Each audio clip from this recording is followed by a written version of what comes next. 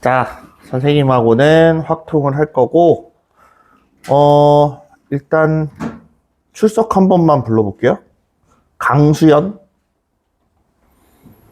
그다음 강준우,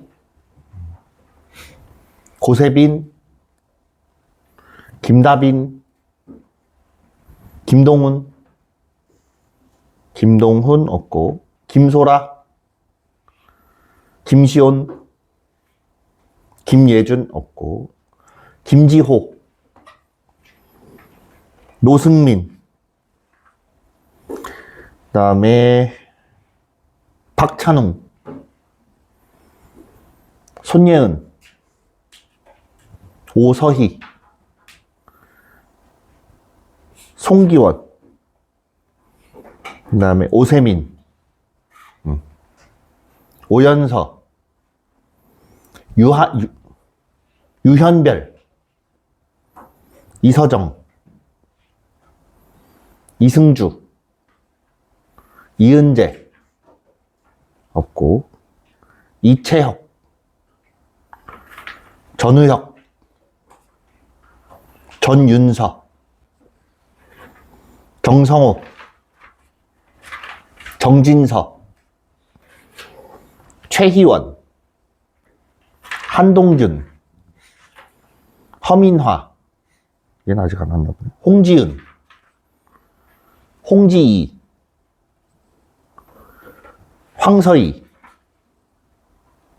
황서희 없죠? 네. 좋습니다.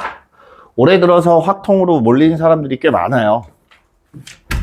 미적분을 하다가 확통으로 바꾼 사람도 있을 거고, 뭐 여럿 있을 건데, 어쨌든 내신 대비로 인해서 한번 들어봤거나, 아니면 확통을 원래 했었는데 공부를 많이 안 했어서, 뭐 하긴 했었는데 공부를 많이 안 했어서 점수가 뭐 별로 안 좋게 나와서 그랬다거나 하는 사람들, 어쨌든 한번 듣고 아는 내용을 한 번 더 설명 듣는 거는 또 불편한 상황을 만들 수도 있으니, 네, 참고하시길 바라고요.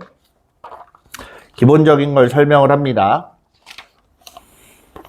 그래서 반을 옮길 때는 그냥 막 옮기는 게 아니고 담임 선생님한테 얘기를 하고 시간표 수정 받고 그렇게 옮기는 거예요. 알겠죠? 만약에 내가 어디를 들어야 될지 모르겠다, 좀 고민이 된다 하는 사람들은 선생님하고 상담을 해도 돼요. 선생님하고 얘기를 좀 해보고, 아, 반을 올라가는 게 좋겠다라든지 그냥 여기서 듣는 게 좋겠다라든지 이런 대답들이 나올 테니까 상담을 필요로 하면 따로 얘기를 하시고.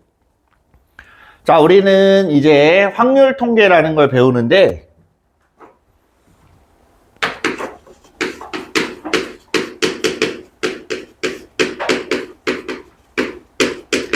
자, 크게 얘는 세 부분으로 나눠져요. 세 부분.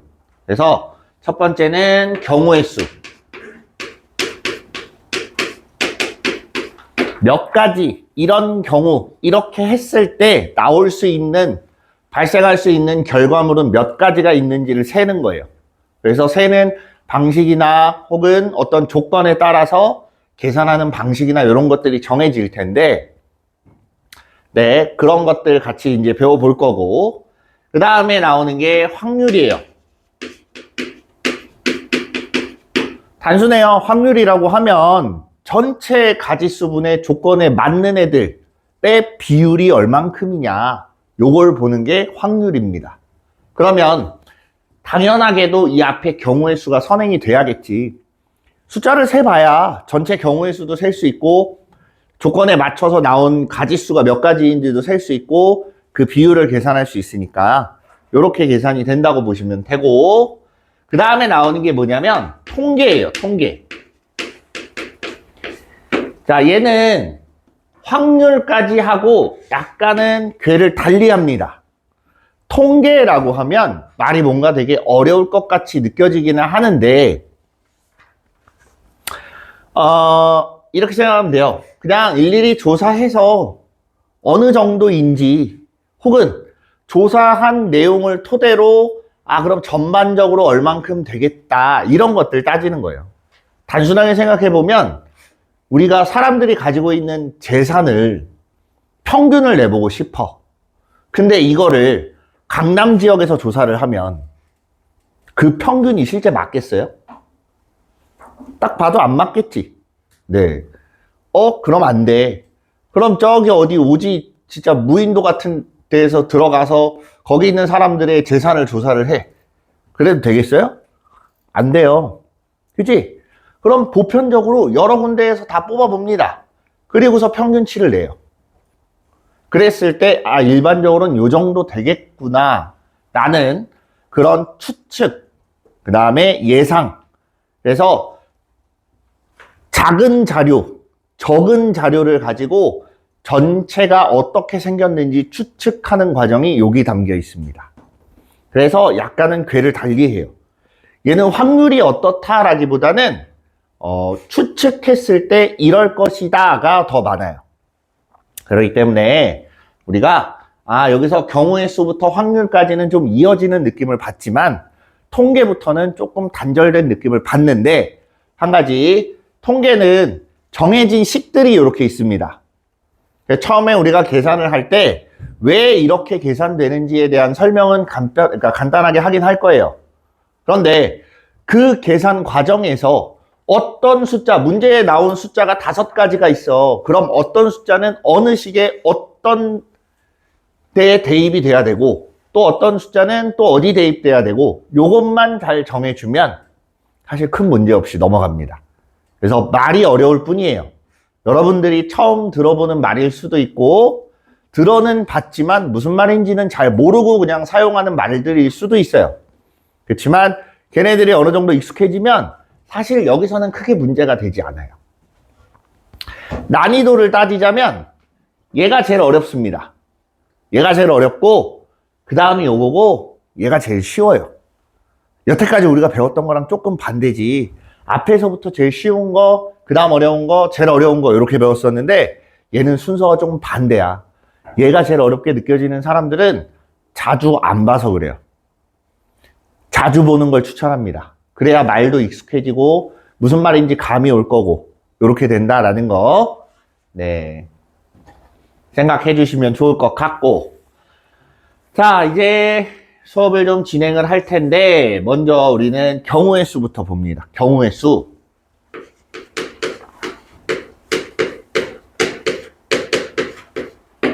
중학교 2학년 때 처음 경우의 수라는 게 나와요. 기억납니까? 기억나요? 주사위를 던지면 나올 수 있는 결과가 몇 가지예요? 6가지예요. 자, 이 나올 수 있는 결과라는 건 상식적인 선에서 나올 수 있는 결과를 뜻합니다. 이해돼요? 무슨 말이냐면 관계 없거나 혹은 일어날 확률이 극히 낮은 경우는 빼버려요.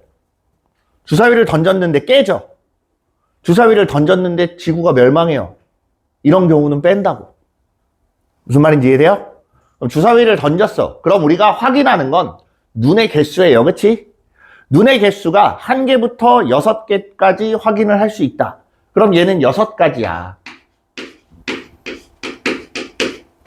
동전을 던지면 앞면이 나올 거냐, 뒷면이 나올 거냐, 2가지가 나와요. 중학교 때 배운 거 보는 거예요. 그러면 동전과 주사위를 동시에 던졌다라고 생각을 해보자. 동시에 던지면 8가지일까요? 12가지일까요?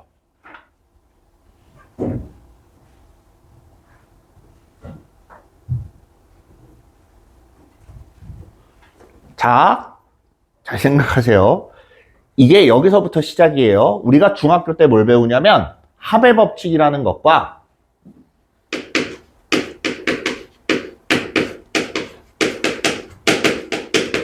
그 다음에 곱의 법칙이라는 걸 배웁니다.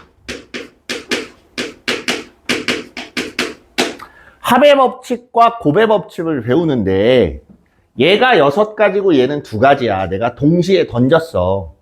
그랬을 때 나올 수 있는 결과물은 총 8가지가 되냐 12가지가 되냐 요걸 제대로 구분할 수 있어야 돼요. 자, 속으로 아마 12가지가 가장 많을 거예요. 다 그렇게 생각할 수도 있습니다. 그럼 조금 틀어서 물어볼게요. 왜 12가지예요? 당연히는 없습니다. 수학에선. 수학에서 당연히라고 얘기를 하는 건 숫자가 1은 이렇게 쓰고 2는 이렇게 쓰고 3은 이렇게 쓰고 이런 거 말고는 당연히라는 게 없어요. 왜 얘는 곱했을까? 본인한테 한번 질문을 해보세요. 일단 누구를 내가 찝어서 얘기하긴 좀 그런 것 같고, 네. 얘는 이렇게 보시면 돼요. 동시에 던졌다는 얘기는 결과 확인을 동시에 하겠다는 얘기예요. 동전 따로 보고 주사위 따로 본다는 게 아닙니다. 동시에 던졌어. 주사위가 3 나왔네. 동전은 이렇게 돼요. 무슨 말인지 이해돼요? 그럼 결과 확인을 할 때 얘네들을 동시에 확인을 해야 돼. 그럼 주사위를 확인하고 그 다음에 동전도 확인을 해야 모든 확인이 끝납니다. 이해됩니까? 무슨 말인지 알겠어요? 그래서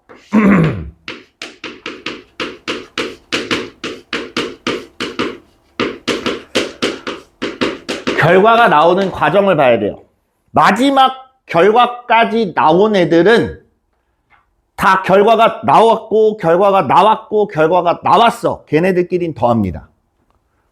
근데 결과가 나오는 중간중간에 껴있는 애들은 다 곱해요. 주사위 결과를 확인했어. 끝난 게 아니에요. 누구도 확인해야 돼? 동전도 확인을 해야 돼.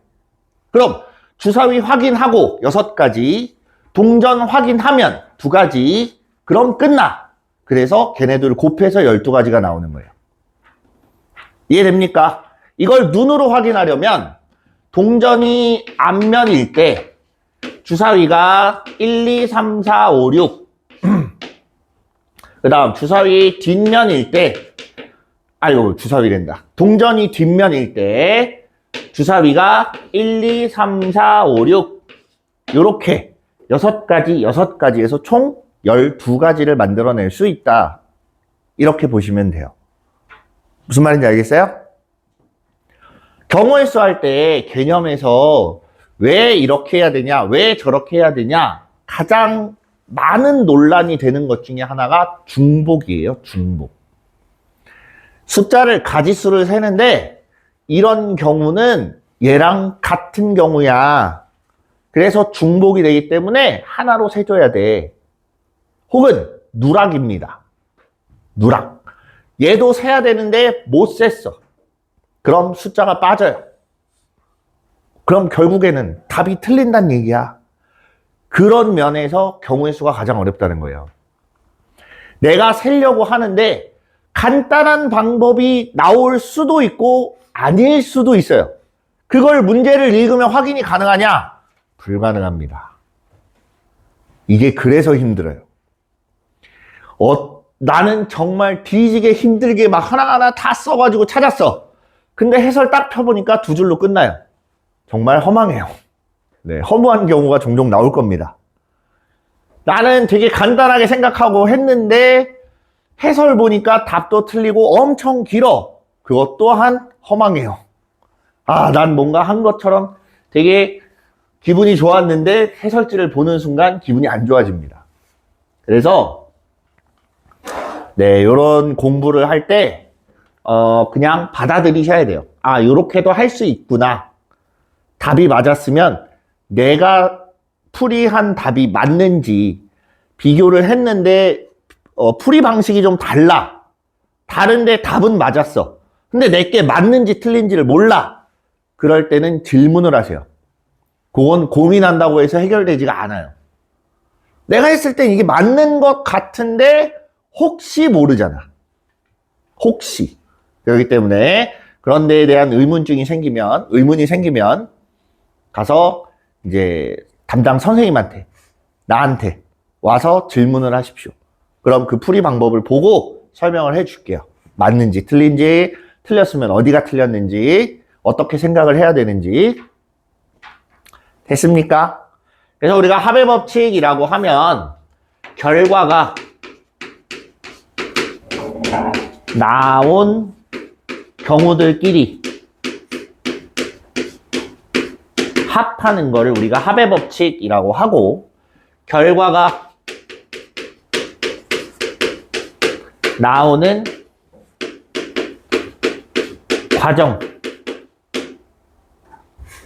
과정들 모두 곱하는 거, 이걸 우리가 곱의 법칙이라고 해요. 그럼 얘는 분리해서 생각하는 게 아니에요. 곱할 것들은 곱하고 나머지 더할 것들은 더해서 경우의 수를 찾는 거예요. 완전 분리가 아닙니다. 알겠어요? 어떤 경우에는 더할 건 더하고. 자, 그럼 이렇게 보자. 서울에서 부산을 갈 거예요. 부산을 가는데 자동차, 그 다음에 비행기, 배, 뭐 이렇게 있다고 봅시다. 비행기 편은 3가지가 있고 배 편은 2가지가 있고 자동차는 1대밖에 없어요. 자, 그냥 단순히 이렇게만 봤을 때 서울에서 부산 가는 방법은 모두 몇 가지예요?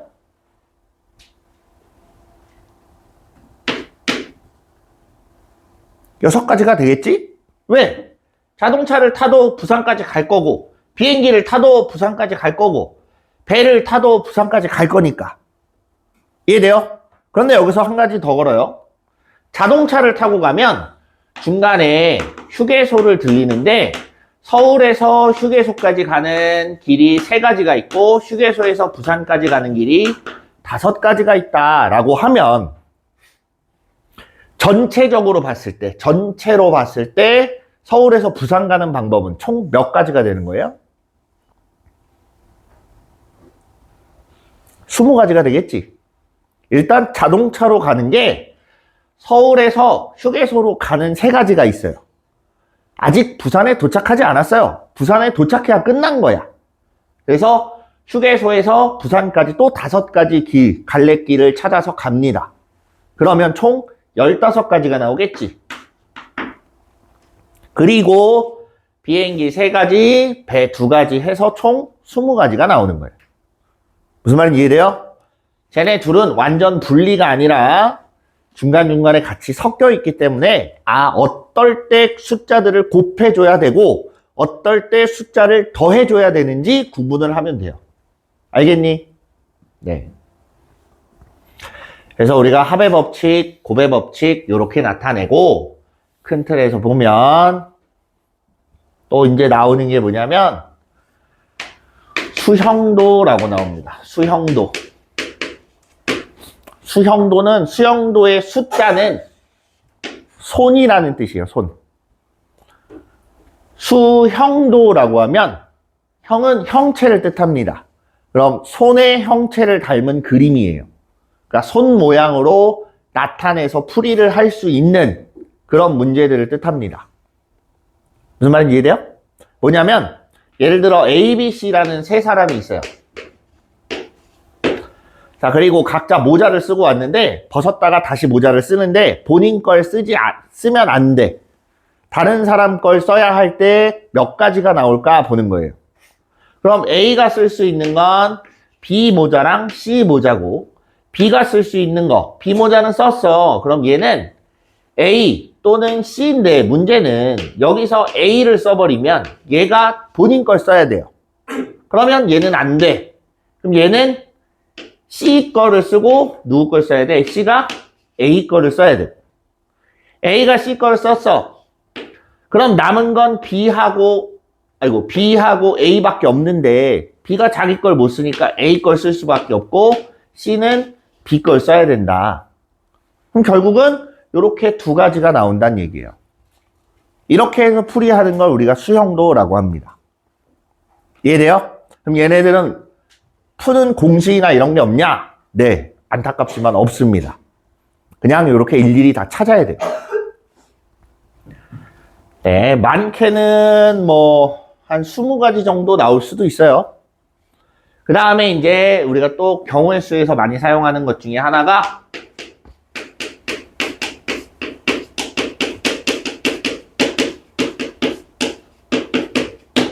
사전식 배열이에요. 사전식 배열. 요거를 잘 못 비슷하는 친구들도 종종 있습니다.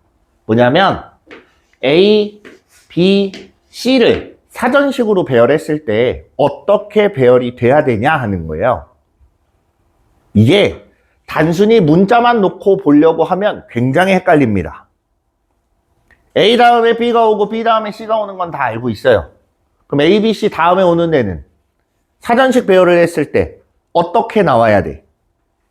머릿속에 물론 A, C, B가 바로 떠오르는 사람도 있을 거고 그 다음은 어떻게 해야 되지? 라고 떠오르는 사람도 있을 거예요. 그럼 보세요. 이렇게 생각을 합시다. 얘네를 숫자로 바꿔요. 숫자로 바꾸면 1, 2, 3이라고 해놓고 123 이렇게 시작해서 가장 작은 세 자릿수부터 1, 2, 3으로 만들 수 있는 가장 큰 세 자릿수까지 나열을 한다고 생각하면 돼요. 무슨 말인지 이해돼요? 숫자가 5개여도 상관없습니다. 똑같아요. 됐습니까? 자, 그러면 얘를 한번 나열을 해보면 123 다음에는 132, 그 다음은 213, 그 다음은 231, 그 다음은 312, 321 요렇게 순서대로 가는데, 자, 낮은 단위 여기가 1, 10, 100이잖아. 그죠? 낮은 단위가 바뀌는 게 우선이에요. 다 바꿔봤으면 그 다음 윗 단위를 바꿔주는 거예요. 순서가. 예를 들면 1, 2, 3, 4, 5를 바꾼다라고 생각해보자. 얘를 일렬로 나열할 때 한번 생각을 해보세요. 이게 그냥 번뜩 딱 떠오르는 사람도 있지만 잘 안 되는 사람도 있기 때문에 설명하는 거예요. 자, 그러면 낮은 단위라고 하면 얘를 바꿔야 되는데 다른 숫자로 바꿀 수가 없어요. 더 이상 숫자가 없기 때문에. 예를 들어서 이거 다음에 6이 와야 되는데 6이란 숫자는 사용이 불가합니다. 그러면 그 윗 단위를 바꿔줘야 돼. 4보다 큰 숫자 뭐예요? 5잖아. 그러면 앞에는 고정이야. 앞에는 고정해놓고 얘보다 윗 단계인 5로 바꿔놓고 남은 숫자 하나 쓰는 거예요. 그 다음으로 넘어가려고 했더니 여기에 5가 쓰려고 봤더니 여기 5가 있어. 사용이 됐기 때문에 얘는 사용을 못해요. 그러면 얘를 바꾸려고 봤는데 역시나 6이 없어요. 그럼 어떻게 해야 돼? 그 위로 올라가야 돼. 그래서 1, 2, 3 다음 숫자가 4야. 그리고서 낮은 숫자부터 쓰시면 돼요.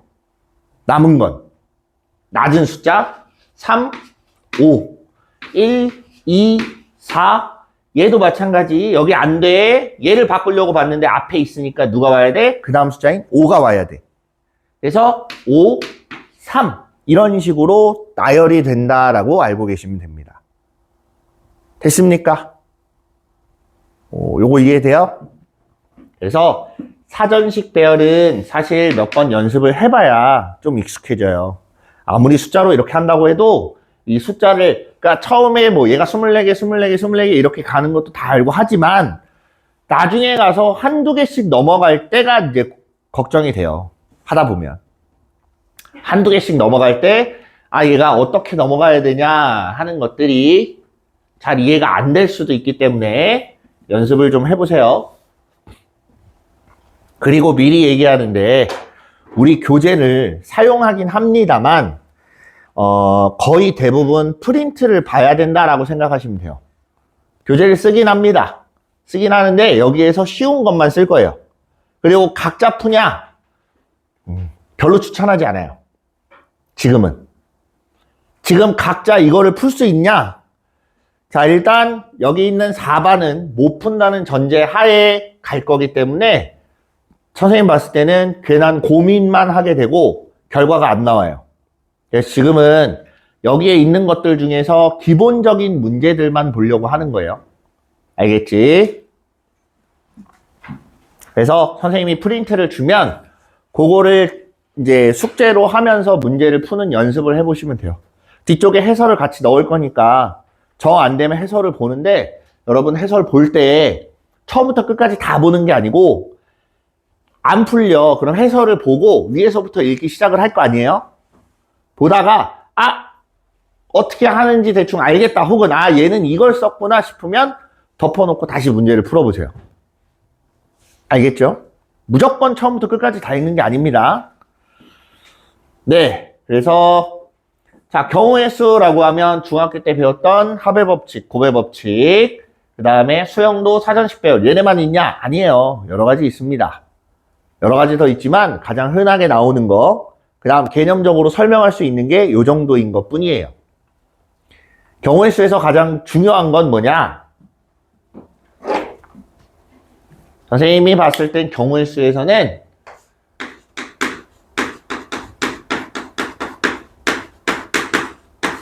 문제에서 조건이 주어집니다. 어떤 조건이 주어졌을 때 그 조건을 만족하게 하려면이 가장 중요해요. 그 조건을 만족하게 하려면 먼저 선택을 해줘야 되는 경우도 있고 혹은 마지막에 선택을 바꿔줘야 되는 경우도 있습니다. 알겠어요? 네. 자, 자는 친구들 정신 좀 차려보시고 네, 문제를 좀 풀어볼게요. 어디를 보시냐면 12페이지에 4번 보세요.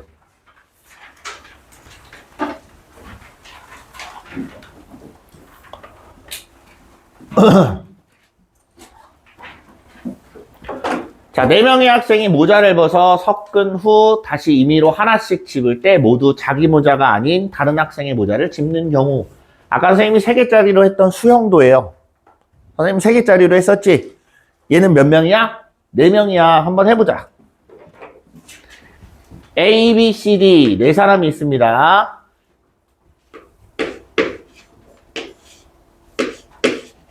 자, 그럼 A가 쓸 수 있는 모자는 B, C, D 3명이에요. 얘는 B, 얘는 C, D 이렇게 있다. A가 B를 썼어.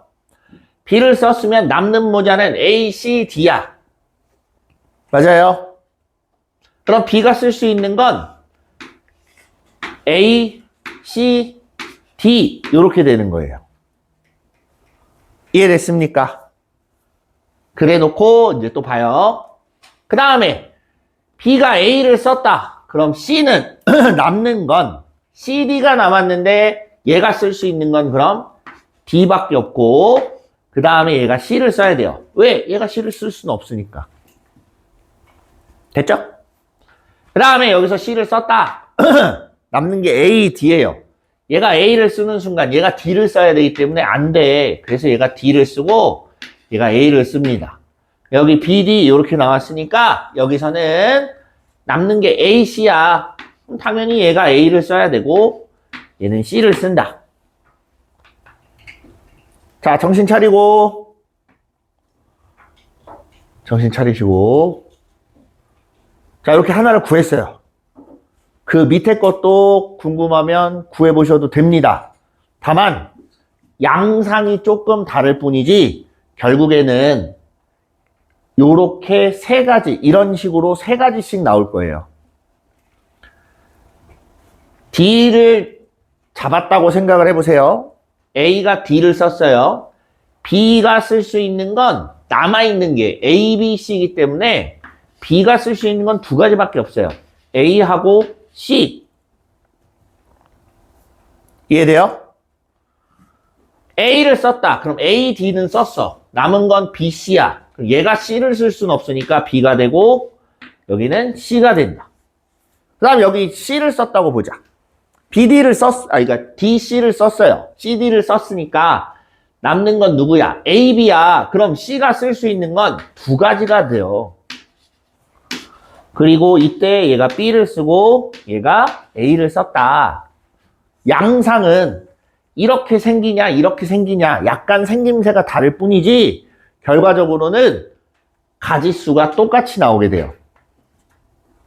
무슨 말인지 이해돼요? 단순해.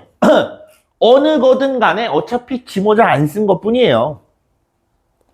자기 모자를 쓰거나 안 쓰거나 이렇게 되는 것 뿐이란 말이야. 무슨 말인지 이해돼요? 그렇기 때문에 결과는 다 똑같아져요. 얘도 마찬가지. 얘는 양상이 얘랑 비슷할 겁니다. 됐어요? 그래서 총 9가지가 나오더라. 그렇게 보시면 되고, 그래서 좀 이상한 게 뭐였냐면, 그 교재에 보시면, 필수기출 2번에 중복조합을 이용하래요. 아직 중복조합 들어가지도 않았는데. 이게 왜 이러냐면, 이 교재는 한 번은 다 수업이 진행된 다음이다라고 전제를 깔고 가기 때문에 교재 자체가 뒤의 내용이라고 하더라도 알 것이다 라는 전제를 가지고 가요. 그래서 수원에서도 앞에 뭐 지수 문제인데 막 시그마 나오고 막 이래요. 그렇기 때문에 자, 우리는 처음 배운다고 생각을 했을 때는 중복조합은 아직 아니기 때문에 네, 요건 패스. 그 다음에 어딜 보시냐면 14페이지에 2번 보세요.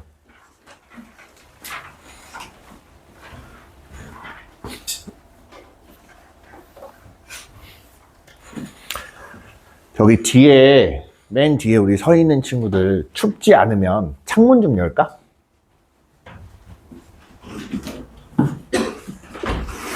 뒤에 목소리 다 들리지? 문 좀 열게요. 지금 환기가 좀 안 되는 것 같아서 졸려. 산소가 부족하면 졸려요.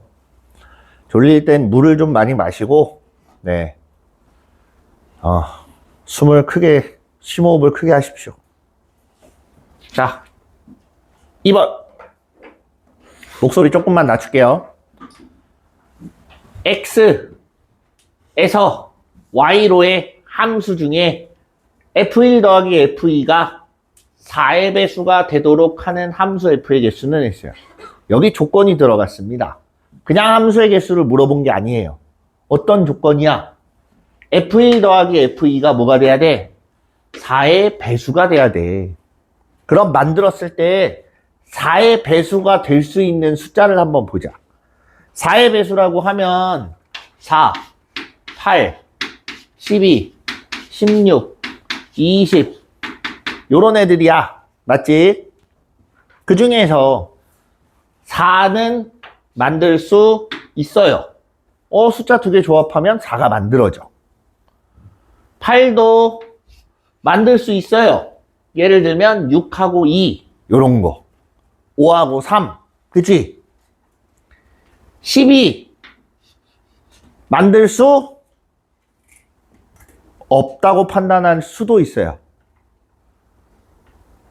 만들 수 있어요, 없어요? 만들 수 있어요. 어떻게 만들지? 라는 생각이 남과 동시에 여기서 잘 보세요. 1대1이란 말이 있어요? 없어요. 그럼 F1하고 F2하고 둘 다 6 이렇게 선택을 하면 12가 나오지? 요런 거 조심해야 돼요. 여기서는 1대1이란 말을 한 번도 안 했어. 그러면 중복돼서 나올 수도 있다라는 걸 감안하셔야 됩니다. 알겠습니까? 그래서 얘도 만들 수 있어. 근데 얘는 아무리 큰 숫자 2개를 더한다고 하더라도 여기서부터는 안 나옵니다. 그러면 이 셋 먼저 만족시켜 놓고 나머지를 선정을 해주면 돼요. 무슨 말인지 이해됐습니까? 그래서 여기서는 조건을 먼저 성립하게끔, 조건을 만족하게끔 만들어 놓고 나서 나머지 조건에 제약을 받지 않는 것들을 갖다가 선택을 해줄 거야. 그럼 보세요. F1 더하기 F2가 4가 되려면 1, 3, 3, 1, 2, 2 몇 가지 있어요? 3가지 경우가 있어요. 이게 뭔 소리냐면 함수값이 F1은 1, F1은 3, F1은 2 이런 뜻이에요. 이해됩니까? 요거 3가지가 있고 셋에다가 자 아직 저기에 3도 있는 줄 알았어요. 자 요거 3가지가 있고 두 번째 F1 더하기 F2가 8이 되는 경우.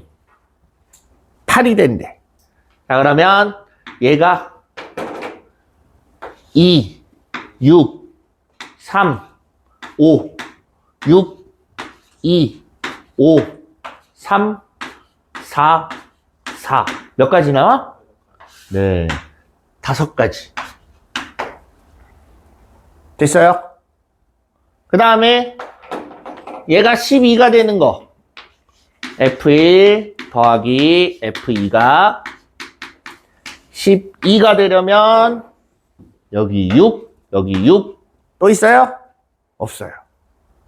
몇 가지? 한 가지. 그 다음 여기서 3가지, 여기서 5가지, 여기서 한 가지가 나왔다. 그럼 어떻게 돼요? 다 어떻게 해야 돼? 더하면 돼요. 자, 여기서 잠깐 문제를 조금만 바꿀게요. 문제를 조금 바꿔서 x가 1, 2가 아니라 1, 2, 3이라고 가정을 하겠습니다. 됐죠? 됐죠? 얘는 변함이 없어요. 요거까지는. 근데 자, 여기 봐. 자, 정신 차리고.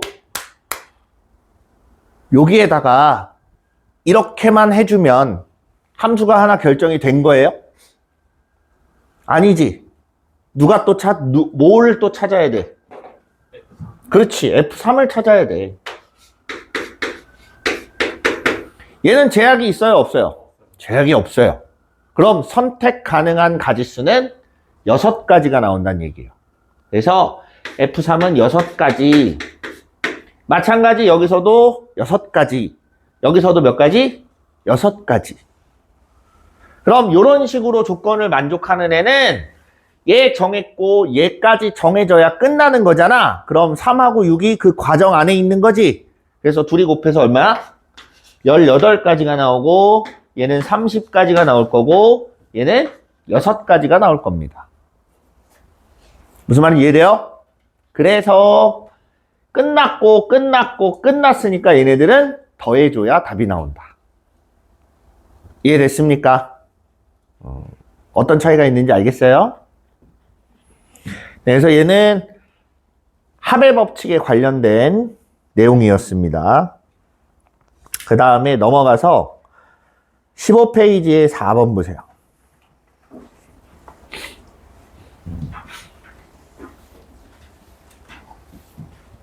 생각보다 길게 걸리네. 일단 해봅시다. 주머니 속에 노란 거 10개, 빨간 거 4개, 파란 거 6개가 들어있다. 노란 건 1부터 10, 빨간 건 1부터 4, 파란 건 1부터 6까지 번호를 적어 놓았을 때 색깔도 다르고 번호도 다른 3개의 공을 선택을 하래요. 자, 여기서 가장 많이 하는 실수. 야, 정신 차려봐. 얘야. 저기 정신을 못 차리네. 거기 좀 깨워줄래? 맨 뒤에. 지호야? 뒤에? 정신 차리세요. 네. 잠자면 본인이 손해예요. 정신 차리고 들어보세요. 여기서 가장 많이 하는 오류. 아, 노란 공이 1일 때는, 노란 공이 2일 때는 얘가 가장 많이 하는 오류예요. 문제가 생깁니다. 노란 공이 5가 되면 빨간 공은 신경 안 써도 돼. 노란 공이 7이 되면 빨간 거, 파란 거 다 신경 안 써도 돼. 그럼 노란 거가 1, 2, 3, 4일 때랑 5, 6일 때랑 7, 8, 9, 10일 때랑 나눠서 생각을 할까? 그렇게 해서 열심히 다 분류를 해놓고 열심히 찾습니다. 그런데 답에서는 어떻게 나와요? 야, 그러지 말고 빨간 거 하나 정하고 파란 거 하나 정하고 노란 거를 하나 정해. 그럼 끝나요. 선생님 말 이해돼요? 왜 그렇게 되냐? 어차피 얘 때문에 신경 쓰이는 애가 있으면 얘부터 골라주면 되잖아. 얘 때문에 또 신경 쓰여? 얘부터 또 골라주면 돼요. 이해돼요? 그래서 노란 공을 먼저 선택하는 그런 과오를 범합니다. 문제에서 왜? 노란 공부터 얘기를 했으니까. 이런 경우가 종종 많아요. 생각보다 많아요. 그래서 뭔가 선택을 할 때 어떤 걸 먼저 골라줄까라는 것도 본인이 좀 고민을 해봐야 돼요. 문제 풀면서 하나씩. 알겠어요? 그럼 빨간 거 한번 골라보자. 빨간 거는 1, 2, 3, 4. 네 가지 중에 하나 골라주면 되고, 파란 거를 고를 때 생각해 보세요. 1, 2, 3, 4 넷 중에 하나는 빠졌을 거 아니야? 그치? 넷 중에 하나는 빠졌어. 그럼 파란 거는 이제 고를 수 있는 게 몇 가지 남은 거야? 5가지 남은 거야. 그럼 얘는 5가지 중에 하나를 골라주면 되고, 노란 걸 고르려고 봤더니 1, 2, 3, 4 중에 하나 빠졌고 그 외의 숫자 중에 또 하나가 빠졌어. 얘는 어차피 다 갖고 있었잖아. 그럼 2가지 빼버리고 생각하면 되겠지. 몇 가지? 8가지. 이렇게 해서 노란 것까지 하나를 골라줘야 끝난다. 결정이. 그래서 얘네를 다 이렇게 곱해주면 된다라는 거예요.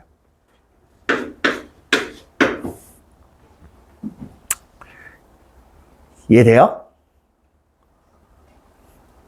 자, 뒤에 친구야. 맨 뒤에 앉아있는 친구야. 목을 부여잡고 있는 친구야. 너무 푹 자네. 걔 좀 깨워줄래? 똑똑 쳐서. 정신 차려. 자, 정신을 차리십시오. 지금 자고 있을 때가 아닙니다. 거기 뒤에 실력 다지기라고 해서 있는데 얘네들은 문제가 꽤 어려워요. 그래서 만약에 나는 꼭 이 교재를 한번 좀 풀어보고 싶다 하는 사람들은 문제를 읽었을 때 뭔가 어떻게 해보면 할 수 있을 것 같아 하는 건 도전을 해보지만 그 외에 이거는 좀 안 될 것 같은데 하는 건 그냥 넘기세요. 그리고 선생님하고 같이 푸는 거 외에는 사실 안 봐도 돼요. 굳이 안 봐도 되고 선생님 프린트 줄 테니까 그걸로 연습하시면 됩니다.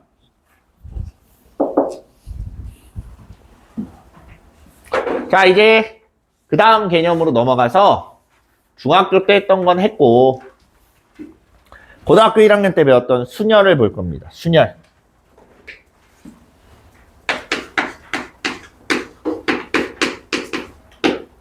순열은 순서할 때 순, 나열할 때 열이래요. 그래서 순서를 갖고 나열하는 경우를 순열이라고 부릅니다. 됐죠? 순서를 갖고 나열한다라는 게 무슨 말이냐? A, B 2개가 있어. 그럼 얘를 일렬로 나열해라 라고 하면 A, B 순서가 있고 B, A 이렇게 2가지 경우가 있다라고 보시면 돼요. 어렵지 않지? 그럼 순열에서 가장 먼저 나오는 건 뭐냐? 팩토리얼입니다. 여기에는 안 나와요. 교재에는 좀 고1 때 나오는 거니까. 자, 팩토리얼이라고 하는 건 하나의 계산하는 방식을 한 단어로 표현한 것 뿐이에요. 그럼 쟤는 어떻게 계산을 해야 되냐? n 팩토리얼이라고 하면 n부터 자연수 단위로 하나씩 줄어들어요. 어디까지? 1까지. 그때마다 나오는 숫자들을 전부 다 싹 곱해주는 게 n 팩토리얼입니다.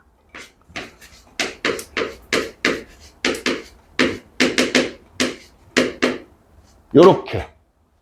됐어요? 얘가 느낌표처럼 생겼지만 수학에서는 팩토리얼로 읽어요. 알겠지? 뭐 혼자 노트 정리하는데 제 예쁘게 써야지 해놓고 요렇게 쓰면 안 됩니다. 이건 그냥 느낌표예요. 이거 아니고 요렇게 쓰셔야 돼요. 수학 기호기 때문에. 됐죠? 자, 그러면 첫 번째 n개를 일렬로 나열하는 가지수를 보면 n개를 일렬로 나열할 거니까 자리가 몇 개 필요해요? 정신 좀 차리자. 계속 자고 있네, 제일 앞에 앉아서. 자, n개를 일렬로 나열하는 가지수를 볼 건데, 첫 번째 자리부터 n번째 자리까지 쭉 나열이 되어 있다고 상상을 하세요. 이제부터는 여러분 상상력에 달려 있습니다. 첫 번째 자리, 두 번째 자리, 세 번째 자리, 네 번째 자리 쭉 가서 n번째 자리까지 있어. 자, 첫 번째 자리부터 배열을 하기 시작을 할 거야. 그럼 지금 전체가 비어져 있는 상황이고, 첫 번째 자리에 올 수 있는 건 n가지 중에 하나. 물론 다 서로 다른 거예요. n가지 중에 하나가 왔어. 그럼 이제 n개 중에 하나를 썼습니다. 그치? 두 번째 자리에 올 수 있는 건 n-1개 중에 하나를 썼으니까. 남은 것 중에 하나가 와야 될 거 아니야? 그 다음 세 번째 자리에 올 수 있는 건 n-2. 뭐야? 앞에서 두 개를 썼잖아. 두 개 빼고 남은 것 중에 하나. 이렇게 해서 어디까지 가? 끝까지 가야지 뭐. 두 개, 하나. 이렇게 해서 결국은 기호로 쓰면 n 팩토리얼 가지만큼이 나오더라. 이렇게 볼 수 있는 거예요. 이해됐습니까? 그 다음 두 번째. 이제 다 나열하는 게 아니야. 서로 다른 n개 중에서 r개를 택하여 일렬로 나열하는 가지수. 자, 이건 선생님이 두 가지로 설명을 해줄게요. 상황을 놓고 판단하는 것과 말을 갖고 계산하는 건데, 자, 예를 들어서 서로 다른 5가지가 있습니다. 그걸로 3개를 일렬로 나열을 할 거야. 그럼 자리가 몇 개가 필요해? 3개가 필요해요. 맞습니까? 그럼 첫 번째 자리에 올 수 있는 건 5가지 중에 하나가 올 거예요. 그치? 두 번째 자리에 올 수 있는 건 여기 하나 썼기 때문에 4개 중에 하나가 올 거고, 마지막 자리에 오는 건 3개 중에 하나가 오고 끝납니다. 이렇게 끝나요. 그래서 그럼 5개 중에서 3개를 택해서 일렬로 나열하는 건 5부터 숫자 3개를 곱하면 돼. 내 말 이해돼요? 마찬가지 7가지 중에서 2개를 일렬로 나열한대. 그러면 7부터 2개를 곱하면 돼. 무슨 말인지 이해돼요? 자, 이거는 상황을 놓고 계산하는 방법을 익히는 거고, 후에 우리가 뒤에 가면 조합이라는 걸 배울 텐데, 그때 뭐가 있냐? n개를 조금 쉬었다가 마저 이어서 할게요. 거기 정지 한 번만 눌러줄래?